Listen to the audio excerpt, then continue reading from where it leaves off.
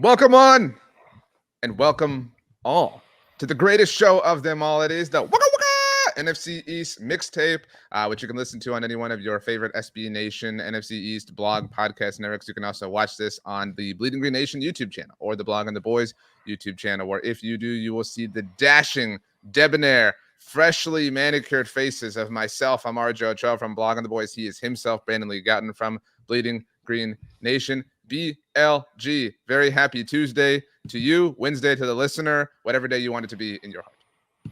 RJ, I have one question. You're coming in a little hot with the volume. You're a little bit louder than you were a second ago before we started. It's just really, yeah, like it's I didn't change anything. It was a little bit like abrasive in an audio way. I didn't even move. Okay. Are you okay? I'm Do we fine. need to adjust. I'm just worried that somebody like is driving and was like, "Whoa!"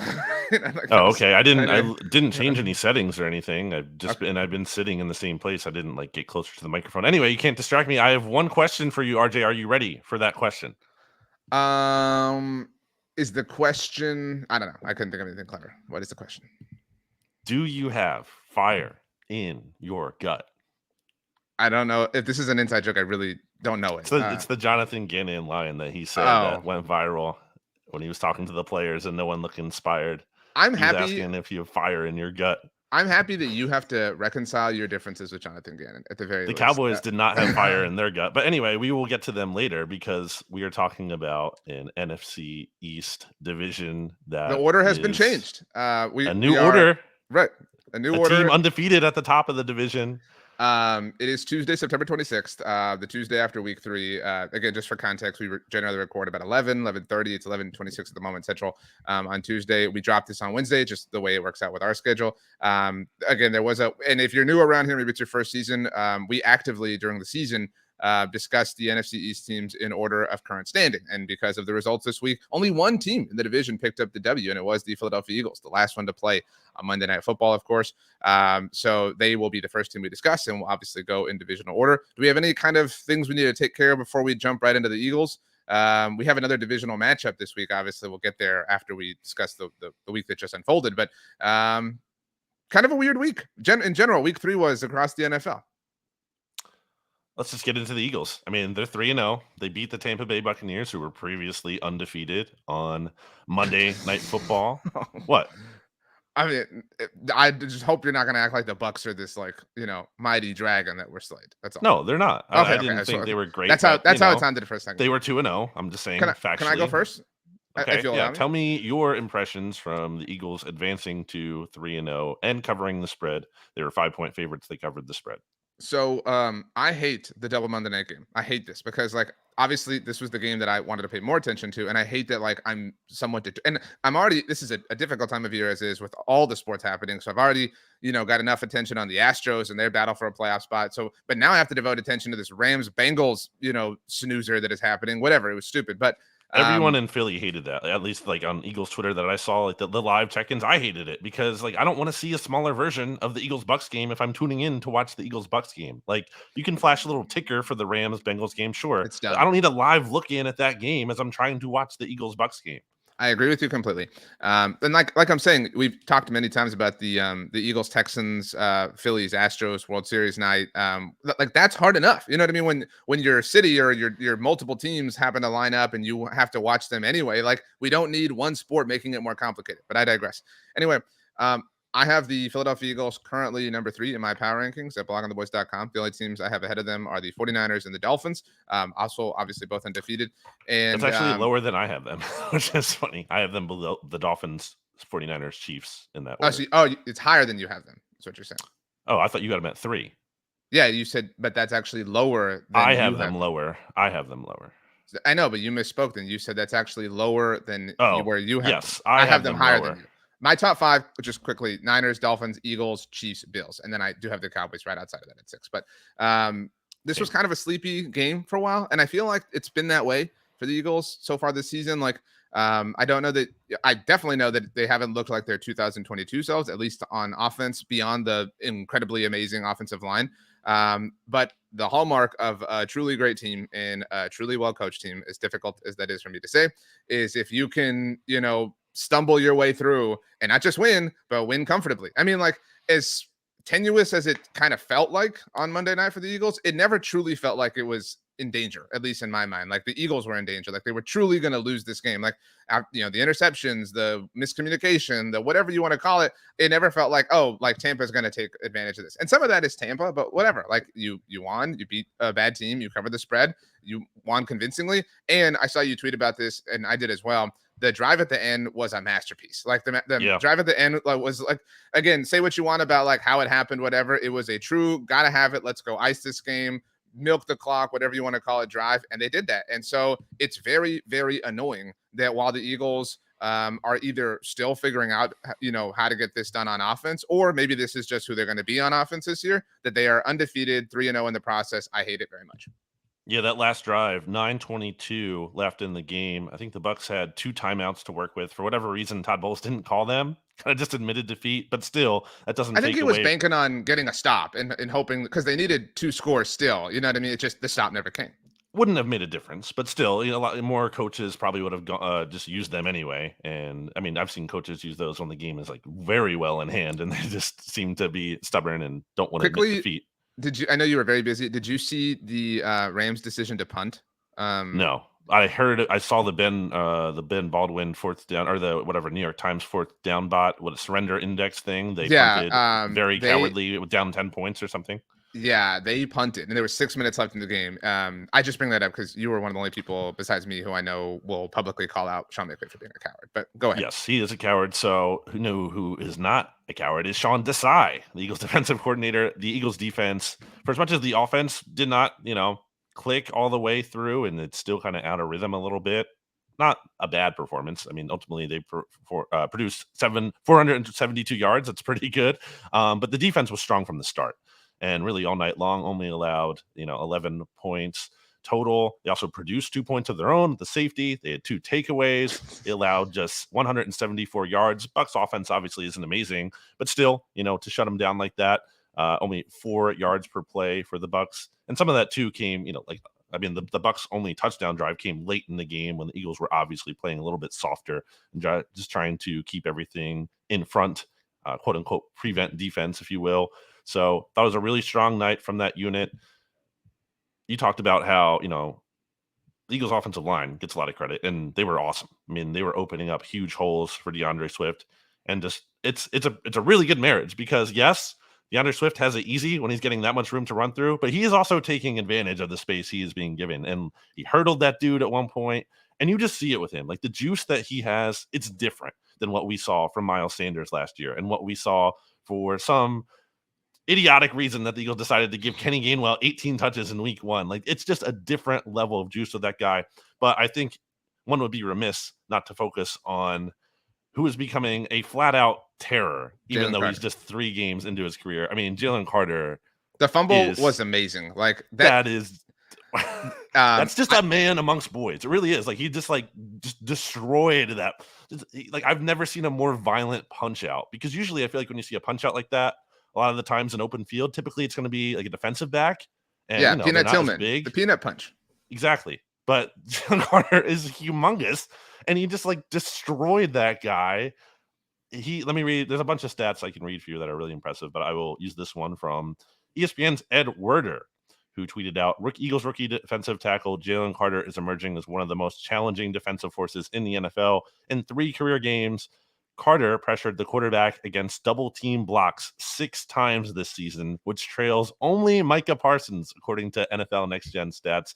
I mean, Jalen Carter is a beast. And I tweeted out a bunch of stats that show the top defensive tackles in the NFL, how many sacks they had in their rookie years. And a lot of them are 2, 2.5, around there. 1.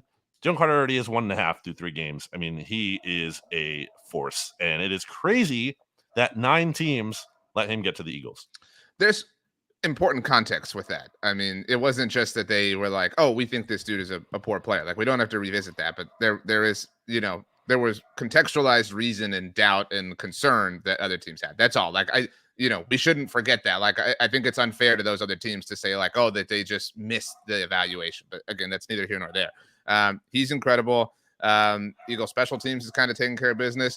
It is interesting to see the Eagles offense be kind of lifeless and toothless. at times. So 4 turnovers for Jalen I Hurts. think those words aren't unfair for a unit again that produced 472 yards offense. Well, I wouldn't yeah, I say mean, lifeless. I would say out of rhythm is a better way to put it, or out of sync. They look, I guess, lifeless and toothless relative to like the reputation that they developed last year, right? Which Like is a very high reputation, sure. Well, and I'm not saying that is like that. Yeah, that's the standard. When you set that that was standard, you're going to be measured against that. that was always like the argument, right? Was like there was no way that these things were gonna like sustain themselves. Like, Jalen Hurts, again, that I brought up, that 4 turnovers in 3 games so far. Like, that has to be at least mildly concerning.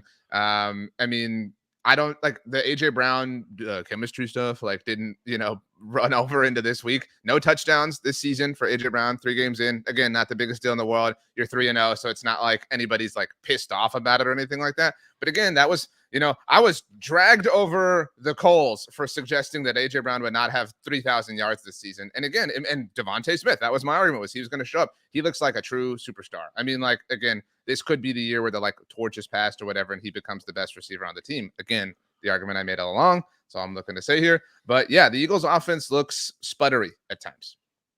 So I think it's more than natural regression, which is a point I've made. I think I was even saying last week, because look at the Eagles defensive line, for example. Like, they were obviously going to regress from a standpoint of, you can't break the NFL record, or almost break the NFL record for sacks, probably going from back-to-back years. Like, that sack production was always going to come down this year. But the Eagles defensive line doesn't look like any less fearsome despite that. Like, they might not be getting the same number of sacks, but they're still creating a ton of havoc. I think it's a little different with Hurts. I think it's possible this game was a step in the right direction for him. And let's be clear, he made some important plays. Those 2 throws that he had on, I think it was the Eagles' longest drive of the year at the time, like 80-something yard drive to Olamide Zaccheaus. He hung in the pocket and he stayed alive. And sometimes I get frustrated when Hurts hangs onto the ball, because I think he's missing throws that are there to be made in terms of throwing his receivers open and throwing with anticipation. And sometimes you hold on to it forever and he ends up throwing it away or only running for a couple yards. In this case, he was able to hang on to the ball, and despite pressure coming onto him because he was holding onto the ball, he kept his eyes down the field and he made some really accurate throws. And one of them, he got drilled on and he threw a touchdown pass on that. And it was like just over the outstretched arm of a Bucs defender. So that was a really impressive play. I think he's at like a C plus for that kind of game. It was not, an amazing game by him. The turnovers are concerning. One of them seemed to be a miscommunication with DeAndre Swift. Even so, I wonder if the ball placement was right on that. And, he got picked off by incredible play by the Bucs.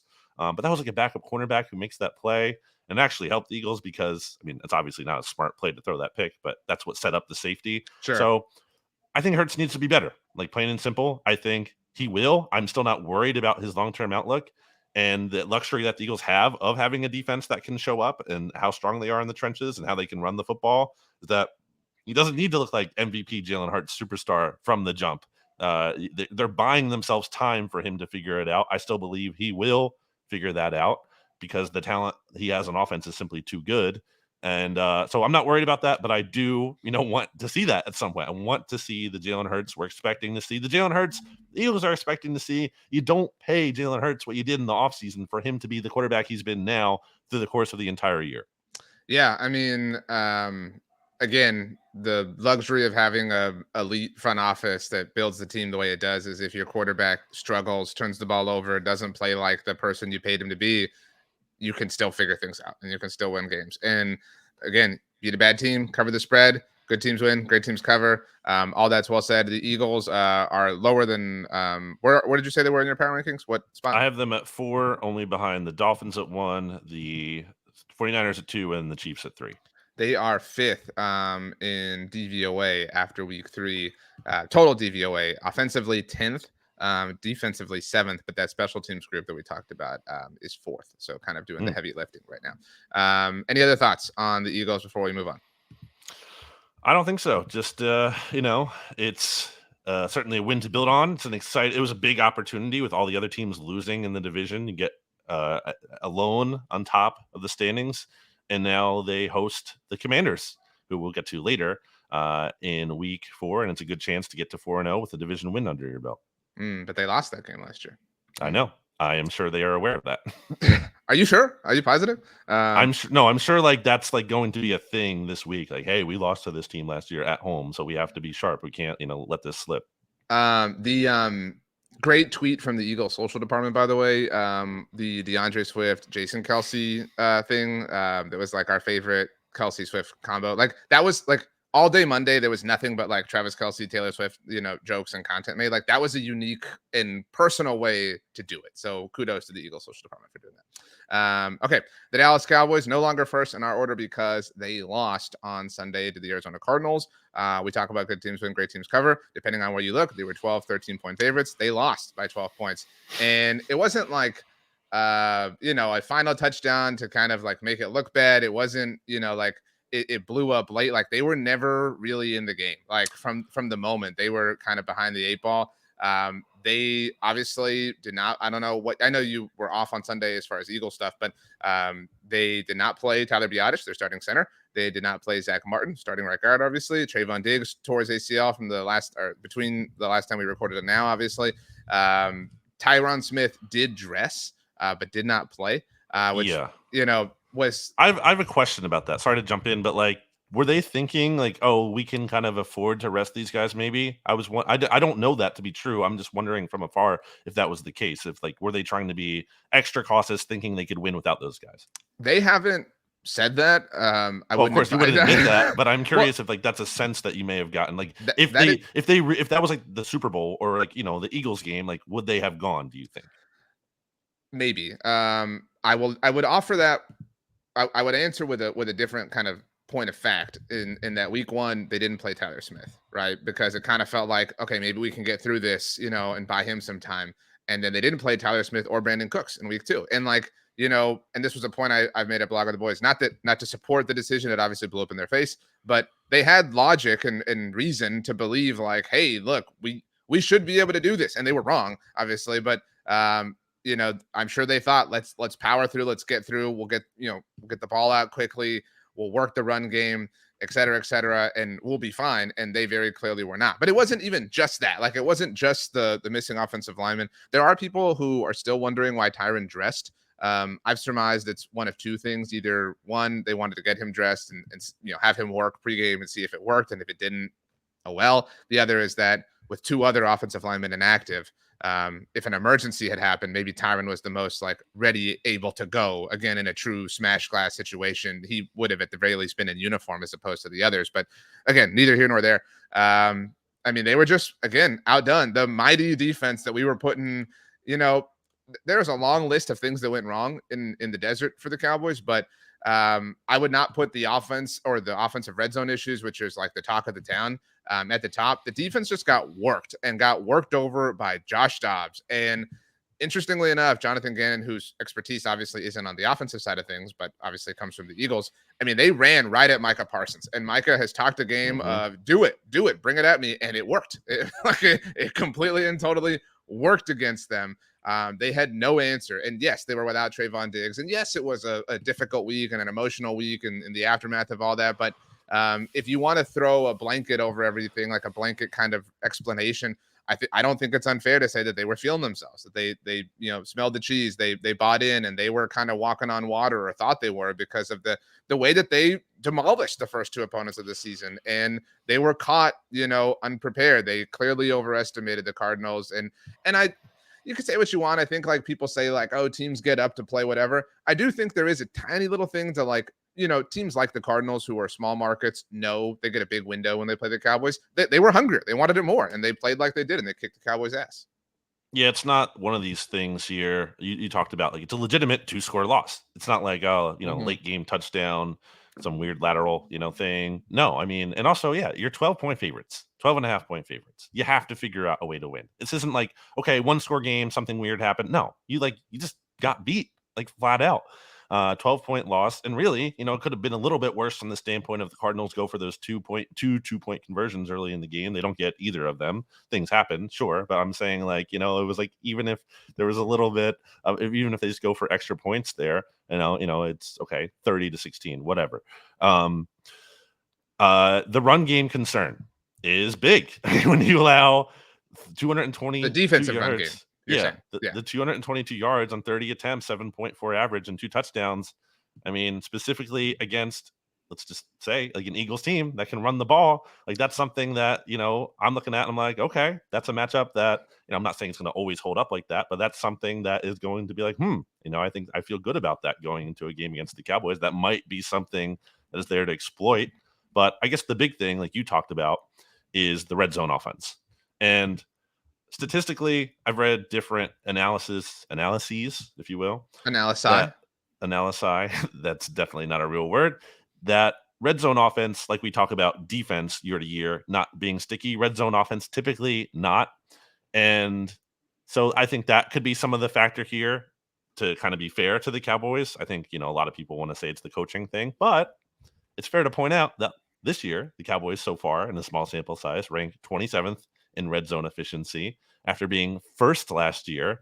And the Los Angeles Chargers, coordinated by Kellen Moore, were 18th last year, and they're up to 7th this year. So I think it's fair to wonder if that's a factor. On this note, we did not, I say we as in like Cowboys fans, nobody really panicked over the lack of red zone efficiency against the Jets. And they're like, I'm upset that people are now like reverse analyzing, because it was fair, within that game to say, look, they were trying to be a little bit more conservative. They didn't, they were trying not to play with fire. Like they had a big lead. They were kind of trying to ice the game. Like that logic still stands to reason. But it's completely fair game to pick apart the way they played in the red zone in this particular game. A lot of people are upset at the lack of a PI call against Michael Gallup, who looked great, by the way. Like this was Michael Gallup's sort of return to form. Like he looked like the dude prior to the torn ACL, which he incidentally suffered against the Cardinals, which was one of the lone positives to take away from the offensive showing. But yeah, I mean, like it's a thing. Like, so whether you want to say like, oh, this is isolated to the Cardinals game, the lack of red zone conversions against the Giants and Jets were because of the big leads and whatever, like, again, wherever you land on the discussion, now it's a thing. Like because of the Cardinals game, because of the lack of showing, like it is going to be a thing until you have like red zone success. So like on Sunday, if the Cowboys, get to the red zone and they kind of falter against the Patriots, it will be up, same old, same old. There's a stat I uncovered. Shout out to our friends at StatHead. That is emblematic of this. So Brandon Aubrey has been a great highlight of the Cowboys. Their rookie kicker. I don't know if you've seen the story that he was an MLS draft pick and all this sort of stuff. He's very accustomed to kicking a ball professionally, but he is a rookie in the NFL. He's the only kicker in the Super Bowl era to attempt at least 10 field goals in his first 3 career NFL games and make all of them. But again, that's somewhat reflective of having those opportunities. And he's had so many opportunities because the Cowboys have struggled to convert in the red zone. But still cool that the Cowboys have that, going for them. But yeah, they have to, they have to get in the end zone. That's the name of this game. You could, even if the defense wasn't terrible, you can have the best defense in the world. But if you're just getting there and only taking 3, like that's going to come back to haunt you. You mentioned the Eagles can run the ball. Next Sunday, the Cowboys visit the 49ers. They can run the ball. After that, they visit those Chargers on Monday Night Football. Austin Eckler, I know, is dealing with injury, but like they can, have a lot of success. Like this is going to get tough for the Cowboys if they can't figure this out in an overall perspective. That Dak interception was obvious to say very bad. I mean, because even if Kaiser White isn't there, like it's just it's hard to see what he saw on that play when there was 3 bodies there. The pick also, is really shout gross. out former Eagle Kaiser White, who was talking trash to Dak before that. Was it before shout out that Michael play? Peterson, who made you believe in him with what he wrote at Bolts from the Blue way back. So but that was a big play. That pick was bad, but like the idea that it like lost the game is so silly. Like, I think they had an 11% win probability at that point in time, and it dropped to 1. Obviously, it after ended the game. It didn't like it did. The only but reason they lost. My point is like it was already, they were already like heavily down. You know what I mean? 2 things, and then I'm done with the Cowboys. I have one more question. Once you're done, well, I'll let you go first. Just a question, just an answer, not something to say it's definitely true, but questioning. Answer. Were the Brandon Cooks and Stephon Gilmore acquisitions overhyped? I think it's way too early to say that. This was a bad game. That's why it's a question. It's not a statement.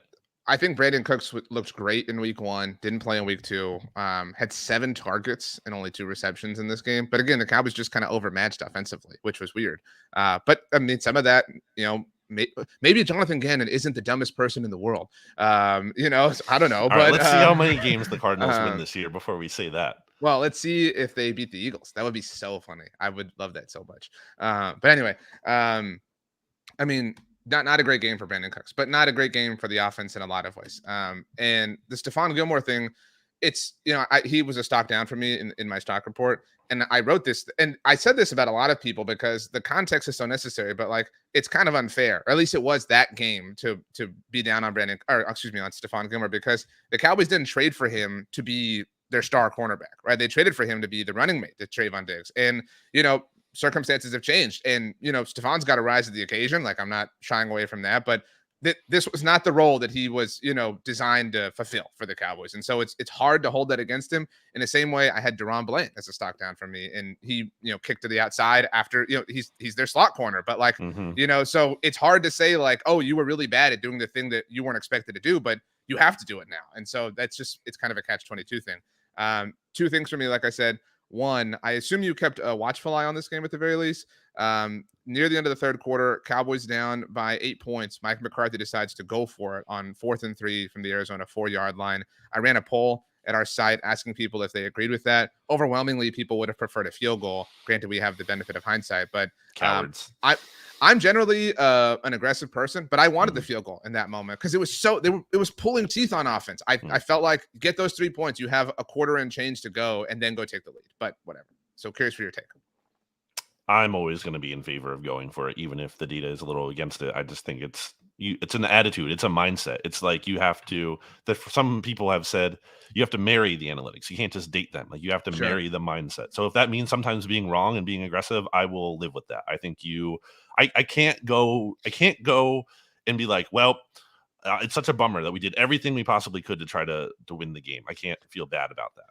That's fair. And I'm fine, like, committing to that, right? And like committing to the mindset, and like sometimes it being the lesser approved decision mathematically or from a data standpoint, which this was technically. But I'd rather live, with this side of the coin, or on this side of the coin, I guess. You play to win. Oh, shut up. Anyway, last thing, I told you I wanted to bring up something on Tony Pollard. So Tony Pollard, we're now through week 3, leads the NFL in carries. He has 62 carries so far this season. Obviously, it's a massive workload, especially for him. So he also has 12 receptions on the season. So he's got 74 total touches. So I did this last week because I spoke to Tony Pollard. It's an interview. Everyone can go listen to it, Blog on the Voice, if they want. He has a partnership with Chili's. You like Chili's? I think we've talked about that. Big Chili's fan. Yeah, Chili's is great. We already gave them their love, but on the show. So anyway, what's your favorite thing from Chili's? The honey chipotle chicken crispers. Oh, with the waffle? Or they serve them on like the mini waffles? Or at least I've had those there. I just like the honey chipotle chicken crispers, the fries. I like the corn on the cob, but I went to the dentist this morning, so I'm not saying this because of that, but I like to cut the corn off of the cob, and That's then fair. like, you know what I mean. I don't want to eat it, but I'm usually there with people. It's what it's like eating the corn on the cob. But anyway, I like the burgers are really good, and then the chicken bacon ranch quesadillas. Those are a winner. Great call. Hey, Chili's, we're looking for an official sponsor here on the Mixtape. Sure. So 74 total touches for Tony Pollard, again 62 carries. So I was curious last week, and obviously curious this week. Zeke Elliott, obviously kind of the poster boy for heavy workload during his time with the Cowboys.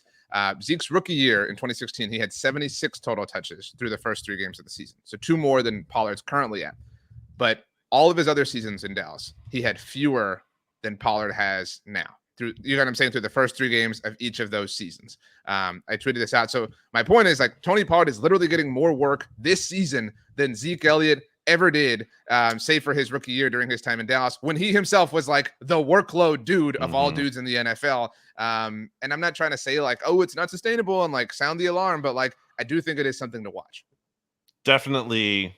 Yeah, file it away, something to watch, like red flag kind of territory, especially because Pollard's really never been that guy. Like, that's why, in part, earlier in his career, you weren't using him in that way. And part of it was Zeke is there, but part of it's like, I think the name of Tony Pollard's game is that more of an efficiency guy than a total workhorse volume guy. Obviously, he's proving he can handle that to this point, but I do wonder what that looks like over the course of a season. And also, this is beyond this year, so more of a long-term thing. But like, what does that look like for him as he's entering a contract year again next offseason? And do you want to pay that guy again? That's something you have to figure out down the road, but it is something worth monitoring. It's shades of, and I brought it up right now because I uncovered it right before we started recording. I'm going to write about this as well. But shades of DeMarco Murray, obviously, like, like people say, like, run him into the ground, contract year kind of thing. And in a unique way, it makes a little bit of sense if you buy into that, in that he doesn't have or he has a lot of tread on the tires, right? Like, so you might as well, like, he's much more fresh for a running back entering or in their 5th year than the average person is. So just kind of an interesting phenomenon that I'll be monitoring, at least throughout the season at Belong on the Voice. But I guess we might as well take a break. Do you want to do that? Let's take a break right now. All right, Welcome we're back back here on the NFC East Mixtape. RJ, I want to ask during the you. break, I want to ask you something. you told me. What do you want to ask me? Well, you can ask me first. I don't want to ruin this. Go ahead. I'm sorry. No, I didn't have anything. You can ask me. What is your take on Peacock offering a reboot of The Office?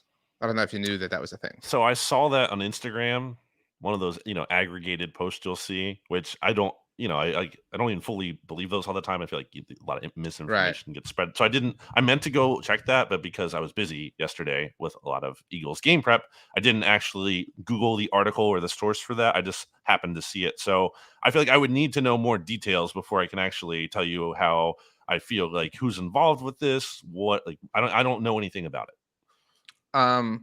While I respect your willingness to gather information, the fact that you aren't immediately opposed to this is a big red flag. Like, I don't care what involved. That's a big even deal. if he is. I mean, like, that's a do big you think deal he if is? he is He or wasn't not. even I involved in the know. final seasons of the show. I mean, I would so like, guess what? Not, but I need to see it.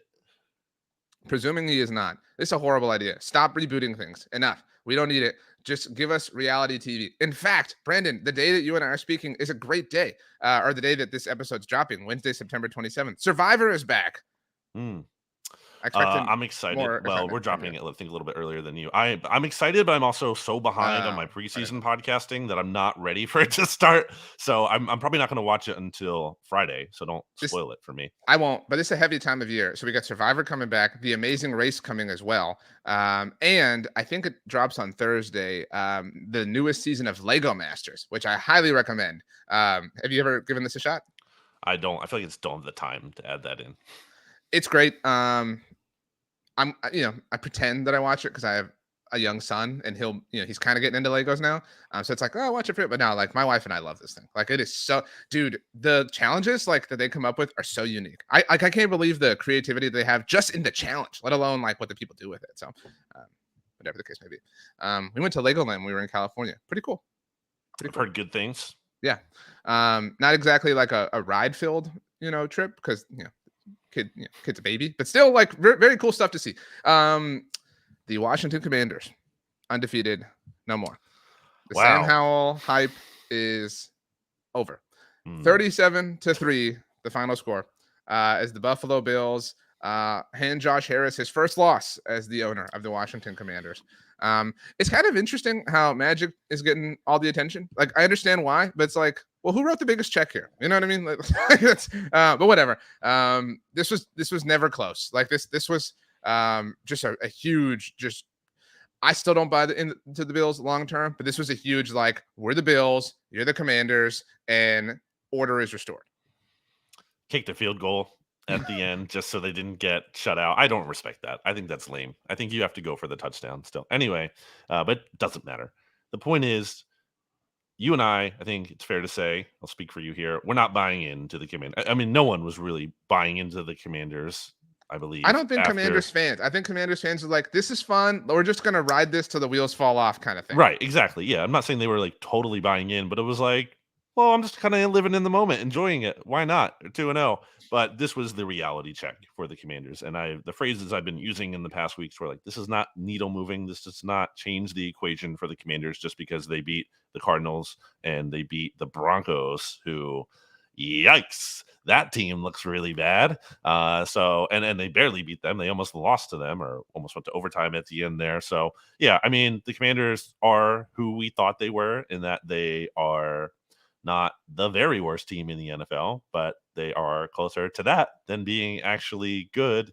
And I would say that this was a surprising performance to me for Sam Howell. It did seem like he had shown some promise. It seemed like, okay, maybe Eric Bieniemy, who I think is overrated, was, having some things going there for the Commanders. But when you get blanked like this, I mean, you kind of already talked about it with the Giants, in week 1. It's just, but what do you even say? Like, what do you even point to after a game like this? Teams lose, sure. You have bad losses sometimes, ugly losses. You lose 37-3, or basically almost 37-0. It's just not really impressive. And now you have a road game against the Eagles coming up, and all of a sudden that 2-0 start could quickly become potentially 2-2. But that's why you got to win the bad games, right? Like, or the easy games, because you're gonna run into these. You know what I mean? Like, I'm not out on, and I don't think you are either. I know what you said when you spoke for us. This team maybe being like a wild card. You know what I mean? Like, they've got that. I Kind mean, of I'm out potential. on that. I'm not. But I mean, 7th seed at most, maybe, but no. Sure. I'm gonna say no. They flirted with it last year. That's what I'm saying. Like, you can't be out on it at this point. I mean, you can't be out on really anyone except for the Bears. You know what I mean? I'm out being on a it. wild card. I'm gonna say I'm out on it. I mean, the NFC teams that I would put above the Commanders right now, like how many would I put? Like a bunch. I mean, there's only so in my power rankings, I only have. Would you put the Vikings? Yeah, the only teams I have below. Can I guess? Can I guess the NFC teams you have below? Yes. The Bears. Yes. And the Panthers. That might be it. And then the Giants. Oh. And I actually have the Cardinals below them too, because I had the Cardinals last in my rankings last week. But it's literally just one spot, I think. And they also lost, or sorry, they beat the Cardinals. So I'll give them that tiebreaker. Although it was close, but yeah. Sure. Man, we're like, this season is setting up for like a Jonathan Gannon like 40-0 win over the Eagles. Please, I need it so bad. No, it's I'm just trying to manifest it at this point. Yeah, I mean, this was tough. This was a tough scene, but like this was again, like I don't think there's any real shame here. You're at home. I still don't think there's any shame. 37-3. That's what do you mean? It's no shame. You got no, because like they're not there. Like, you know what I mean? Like they're punching above their weight at this point. Like, you know why they're not there in large part? Because that offensive line is a sieve. Like, they're not stopping anyone, and that's a really interesting thing coming into this week's matchup against the Eagles. I mean, that's going to be it could get ugly for them. Last year, they had that game in Landover, Maryland, that I think Carson Wentz got sacked like 9 times or whatever. I mean, this could be another one of those games. I have the stat here from Ralph Vacciano, who says Commanders quarterback Sam Howell was pressured on 27 of his 39 dropbacks. That's 69.2%. And that is the second highest pressure rate in a game they've ever recorded. Last thing for me, did you listen to Monday Football Monday? I know you said you're behind on podcasts. I'm behind in my Survivor podcasting specifically. Okay. You're way more familiar with the East Coast than I am, obviously. That's true.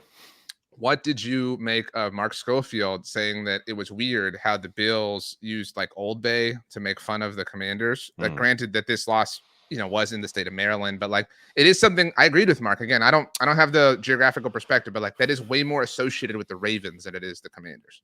I don't think it's like insane. Like, where did you possibly come up with that from? But it is, I think, not the right move to make. I did think about it in this vein. I was actually listening to that podcast and I thought, like, well, what would be an example of that? It's like trolling Philly about like pizza. Like, Philadelphia has good pizza, in my opinion, really good pizza, but it's like, it's not like Philadelphia's thing as opposed to New York. So it'd be like, if you did something like, if another team was trying to troll the Eagles like that. I don't think that was a good example. It's along those lines, though. I think it's something that's like close geographically, and yeah, they have it. Maryland or the DC has that, but they have some of that Maryland influence, but it's not their thing. But they DC are doesn't Maryland. really have a thing other than. That's what I'm saying. Like they I like what you said about the politics thing. Yeah, like, but I don't think you meant it like you said it. It was like they should just drop a hot politics take. No, I didn't mean like a literal politics take, but like, if you're gonna troll, the Ravens, like, again, I'm cool with the Old Bay thing. Like, that makes a lot of sense. Like, if you want to make any kind of crab joke or whatever, that's fine. But if you're gonna control the Commanders, like, it has to be like politically related, not in a real sense, but like, you have to make some sort of like funny political joke or whatever. Be like, oh, guess the Commanders voted wrong. That's a horrible. That's terrible. It's a horrible one. But you get my point. Okay, anyway, let's move on. To the first game that was played in week 3, the New York Giants completely and totally out of their element. This game was so long ago in the rearview mirror that I don't know that we have to like really analyze it, but they did lose to the Niners 30-12. No Saquon. Daniel Jones was awful. And I don't really blame them. I mean, because, like, they're bad, but like, they were up against what I think right now is clearly the best team in the NFL. And the 49ers are the one team. Dallas was as of a week ago, but like the one team that has looked like a monster. You know what I mean? From game 1 through now, granted, we're only 3 weeks in, but they have the least amount of demerits associated with them. And so losing to them is hardly anything to be embarrassed about. at least in the NFC. I think you can argue the Dolphins. I have the That's Dolphins a in my great top that's a spot, great point. but yeah, I mean, we talked about this game for the SB Nation NFL show on TGI Football the day after, so yeah, I'm not going to rehash a lot of it, but I mean, the Giants aren't in a good spot here. And speaking of teams with offensive line issues, so are they. Like the Commanders have their issues, but so do the Giants. Evan Neal is very much not making that leap. I was reading through Big Blue View, and there's actually an article up there right now by our friend Ed Valentine about the offensive line being in disarray there. I think it's something to the effect of like the offensive line isn't the only issue, but that's where the problems start with right now. So I think they're getting a little bit healthier there moving forward. I don't know if that's going to make a big difference for them. Obviously, Andrew Thomas has missed some time, and that's important. But I don't really see the equation changing here for the Giants, where they have the Seahawks this week, then they get the Dolphins in Miami next week, and then they play the Bills in Buffalo the week after that. So, I mean, even if let's say they beat the Seahawks, who I mean, that's not a guarantee to me. The Seahawks, like I don't think they're it's anything close to a guarantee. I mean, the they're Seahawks. I think the Seahawks are favored by 1.5, if I'm not mistaken. Where do you have the Seahawks in your power rankings? I have them right behind Dallas at I 7. think I have them like 9 and 10 around there. They're a top 10 team to me right now. I mean, I just don't see any way that they're gonna contend. But man, like, what a horrible primetime schedule. Let's give them this that week. win, though. I'm saying let's give them that win. Okay, they're 2-2. Okay, then you get the Dolphins and the Bills. So you're like staring 2-4 in the face there. But you are giving them. By the way, the Seahawks have a bye after this coming game. That's already like wow. But don't give them that win, right? Like play because that like let's be I'm fair. not saying I'm just No, saying for I the know, sake but of like being nice to them. Let's say they can win even if you win one of the next 3 games, which I think would be very good for them. I Then understand you're your still point. 2-4.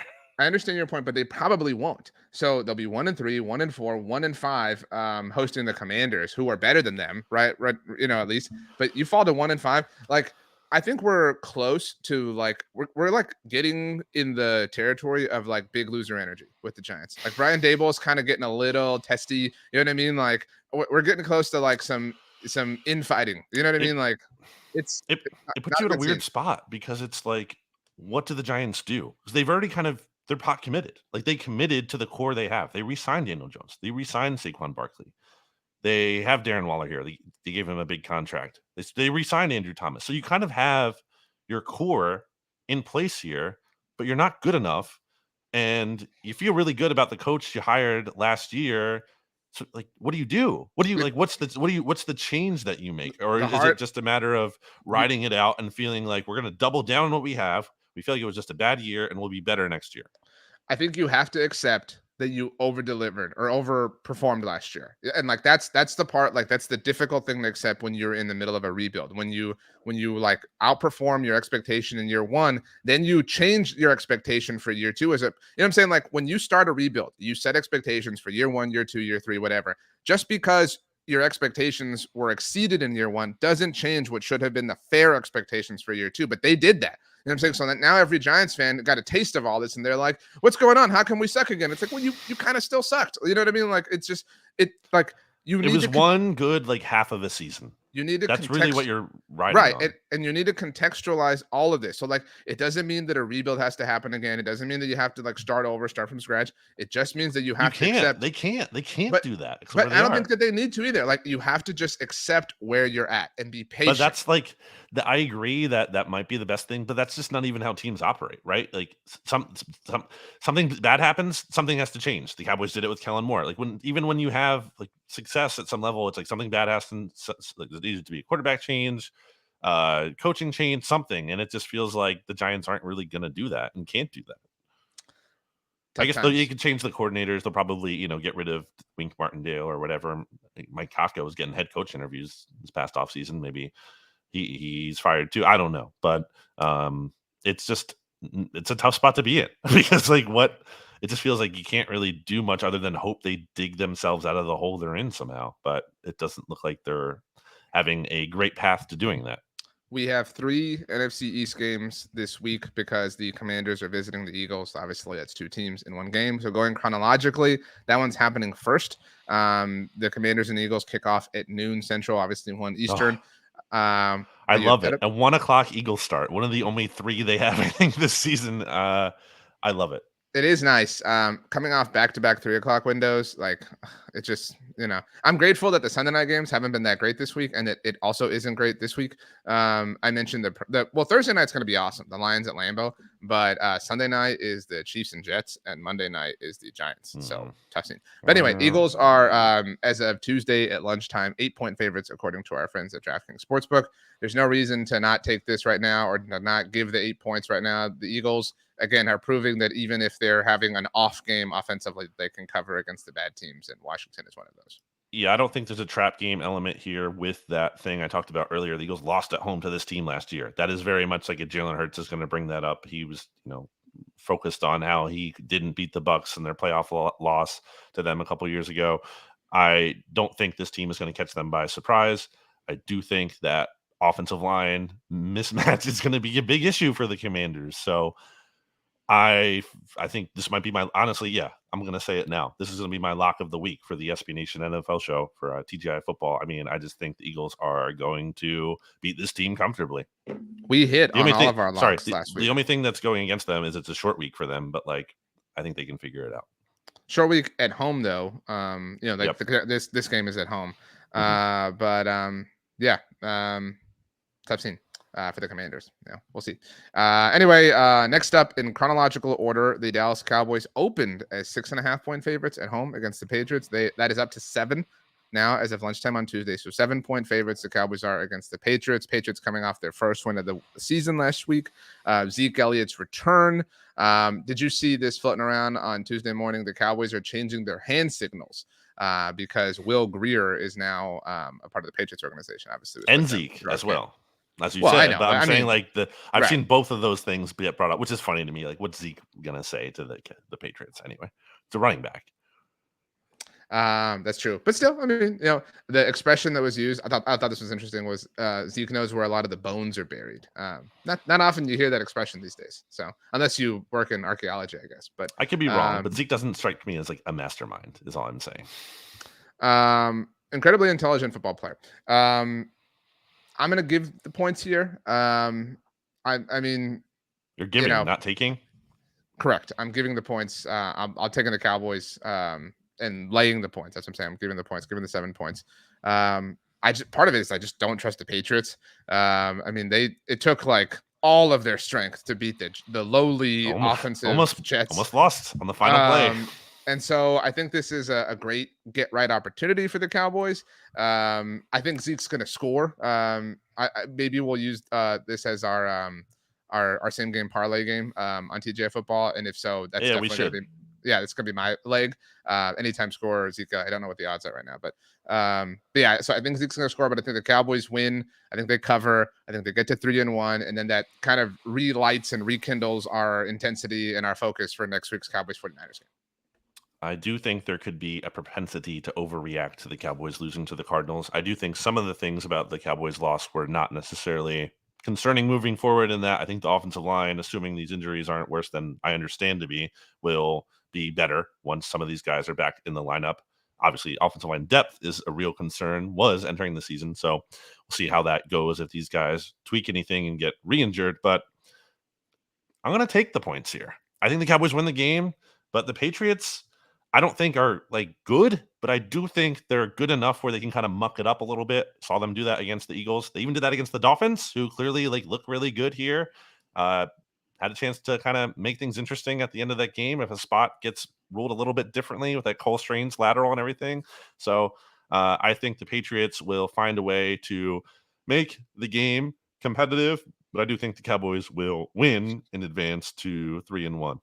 My other prediction is that the post-game press conference is like a soundbite that's used forever for Micah Parsons, like to describe him. Like Bill Belichick's going to say something incredibly glowing about Micah Parsons, and how sometimes he has great reverence for players, like he's always loved DeAndre Hopkins, and he has players that he just loves to show affection for. So I think that we're going to get a good Micah Parsons soundbite. Last one, it's the last game of the week. Thankfully, it is the only Monday night game. I actually just realized that Chiefs-Jets game on Sunday night is at MetLife. So for the second time in 4 weeks, the Sunday night football game is at MetLife Stadium and the Monday night football game is at MetLife Stadium. Why? Who? What? Like what? Who wants this? But whatever. It's like some stadiums are great to watch games at on TV. MetLife is not one of those. You know what I mean? Like I don't enjoy the experience whatsoever. It is too like corporate looking. It has no like distinct features. It is corporate looking. That's fair. But anyway, I don't know if you said that the Seahawks are 1.5 point favorites. The Giants are 1.5 point favorites against the Seahawks at home. Yeah, I guess I misread that then. Yeah. What? Why? Literally, why? What about the Seahawks? Okay, the 3-point home field advantage. That's the why. I mean, to answer the question, but that, like, I mean, even so, I don't understand. I mean, the Giants have looked terrible this year, and the Seahawks had a bad week 1, but have looked good since then. And their offense has looked dynamite. You know what I mean? The last 2 weeks, and the Giants' offense has looked horrible. And they won on the road in Detroit. Like that was really, like, I thought good, and they look good in that game. It's not like they can't win on the road. I don't know. This is I'm almost forgetting my Eagles pick. Yeah, I mean, I feel like you should. Someone. This is my lock of the week, baby. Yeah. Honestly, do it. Yeah, I'm gonna lock it up. On again, yeah, everyone should listen to TJ Football on the SB Nation NFL show. But yeah, this is great. This is stupid. This line's gonna shift. This line's gonna shift by the Seahawks are gonna be favored. I mean, take this line now because the Seahawks are gonna be favored by the end of the week. It might change by the time this episode's out on Wednesday too. But like maybe this is an indication. Again, I'm not saying this would justify it for me, but like Saquon's back. You know what I mean? Like whatever. But it's still not enough. So yeah, we're both taking the Seahawks, obviously. So then we have the Cowboys and Eagles as the only 2 teams getting the win in week 4. So the division would look like 4-0 Eagles, Cowboys 3-1, Commanders 2-2, and then the Giants 1-3. All right. It is time to add the latest batch of songs. I had one last thing that I forgot on the Eagles real quick. Because I want to get your take on this. It was so perfect and symmetrical. I know. And then you just like took us out of order. Well, I forgot. I wanted to mention real quick, Eagles having red zone issues of their own. I think they went 1 for 5. Although one of those drives ended in that was the end of the game. Like they weren't trying to score. So kind of weird, So like I'm not saying this to cope as a Cowboys fan. Like there's a lot of ways I cope, but this is not one of them. It does seem like scoring is just down, like unless you're the Dolphins, right? Like the Dolphins have scored enough for everybody. Statistically, that's true. One of my link articles, I believe it was on Sunday, I linked to an article that passing numbers specifically are just down around the NFL entirely. It's like historically, like if you look at some of the context there, you can check out the article I linked to on BGN. But yeah, that's not just a feel thing. That is statistically borne out. Well, and so like people say all the time, like it takes 3 weeks, a month, for, the like NFL regular season preseason effect to kind of, wear itself out. And then, once October hits, obviously the best month, the football kind of stabilizes a little bit. So we'll see if that, that historical field trend does kind of take, but we'll see. Okay. So wait, one more thing. Oh, that wasn't even the thing I wanted to talk about. I thought that was the thing. Okay, the main thing is, what are your feelings on the tush push? I understand why some people think it's like hokey or whatever. But at least I try to be an objective and logical person. And so like objectively and logically, if it works for what you need it to work for, why is everyone not doing it? Like I think it's dumb to get annoyed by it because you have every right to do it yourself.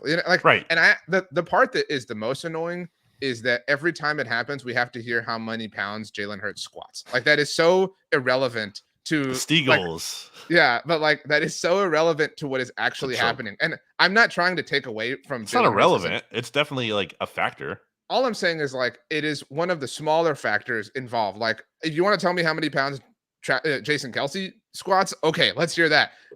But like a lot of teams could do it just as effectively or come close to it from. You would think, but there's evidence that suggests otherwise. My good friend Jimmy Kempski has an article about this on PhillyVoice.com where he highlighted some other teams trying to do that so far this season and have not had success with it. Jordan Love famously couldn't even like line up right on it or like tackle his guard.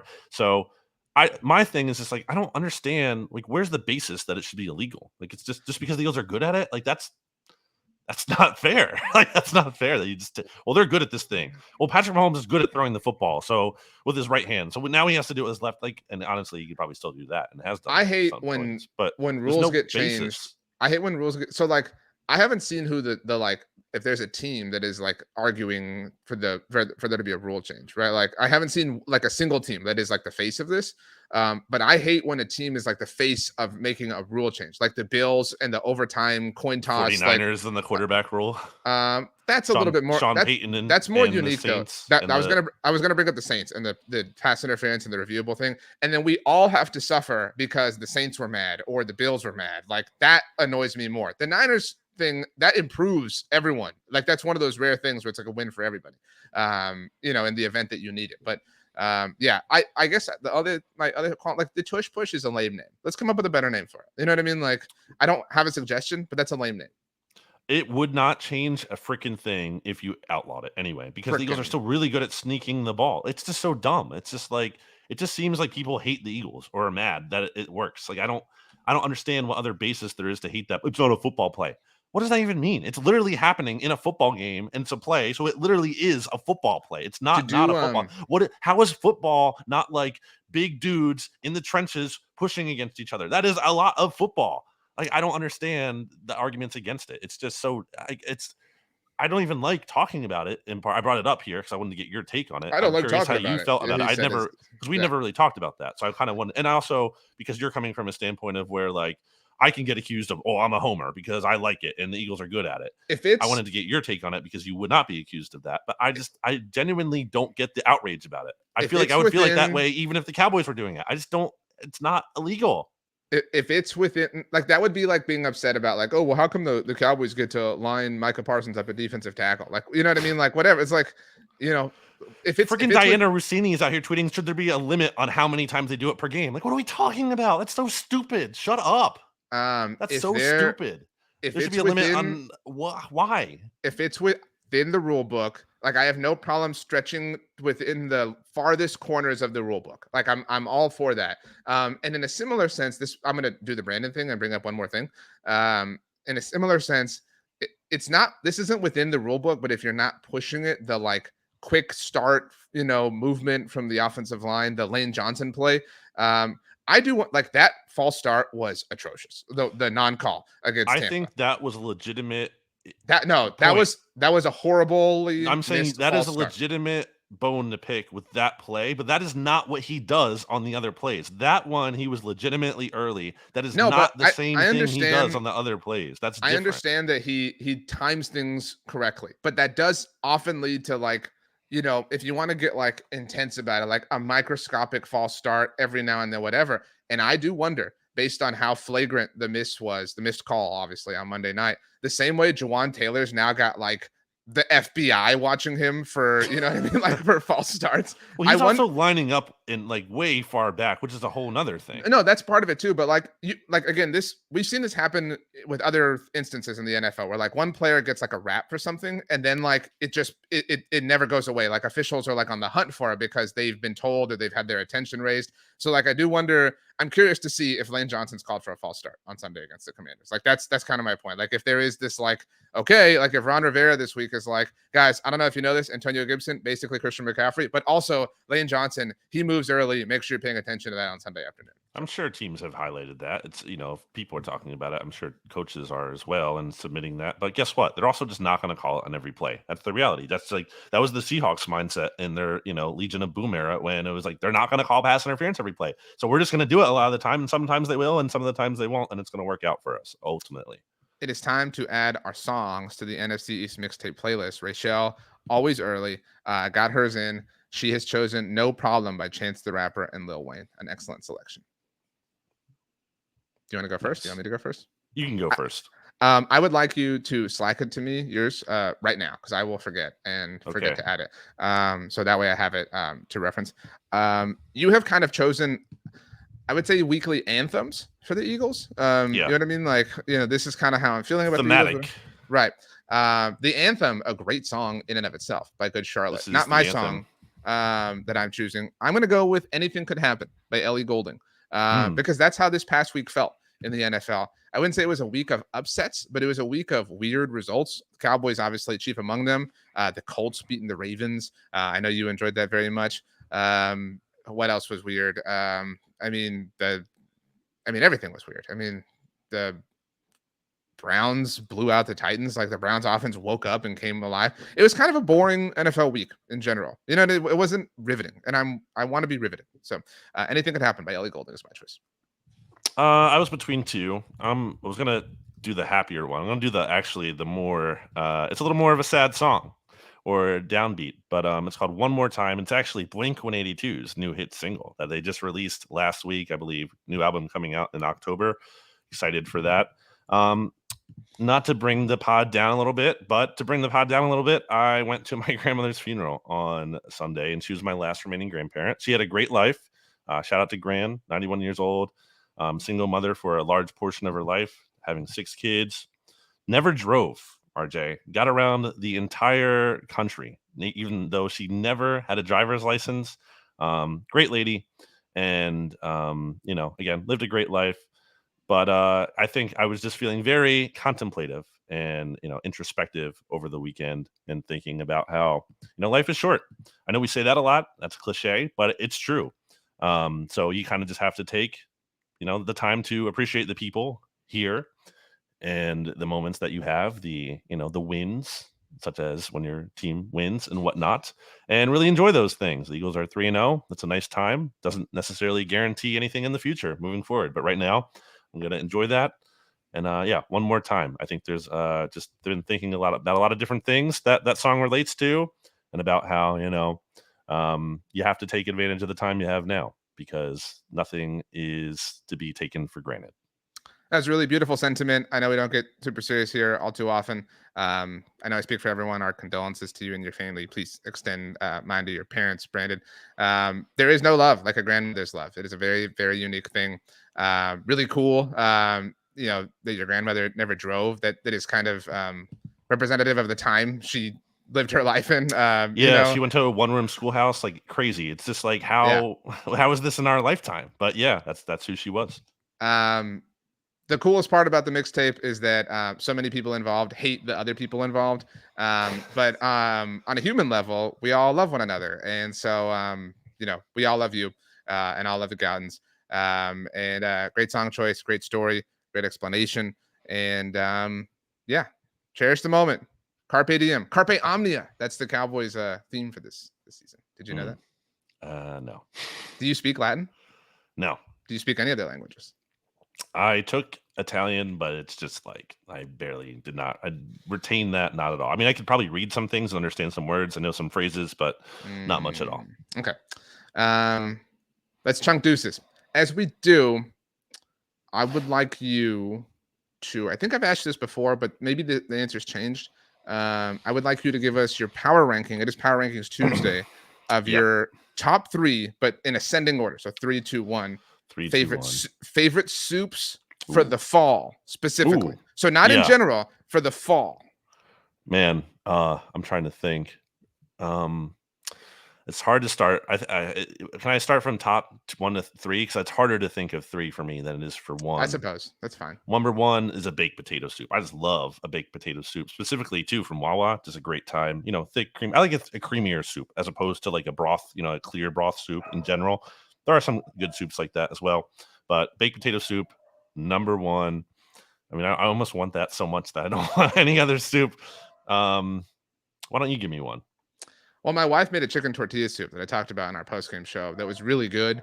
It's still a little hot outside. I'm really itching for this, fall stuff. I've never had a baked potato soup. I've also never had. We have a neighbor. Soup.